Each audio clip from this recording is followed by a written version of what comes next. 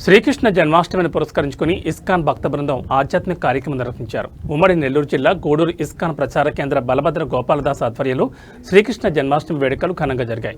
ఈ కార్యక్రమంలో ఇస్కాన్ భక్త బృందంచే కీర్తనలు, అభిషేకాలు, భజనలు చేశారు. అంతేకాకుండా నెల్లూరు ఇస్కాన్ నుండి సుఖదేవస్వామి మహారాజ్, స్త్రీల ప్రభువాదుల వారి శిష్యులు ముఖ్య అతిథిగా నైజీరియా నుండి రావడం, వారి ఉపన్యాసాలు ఇవ్వడం జరిగింది. ఈ కార్యక్రమంలో యోగా మాస్టర్ రాజా ప్రభువర్మ, ప్రభు శేషయ్య, ప్రభు సురేంద్ర ప్రభు, నరేష్ బాబు మరియు మాతాజీలు పాల్గొన్నారు.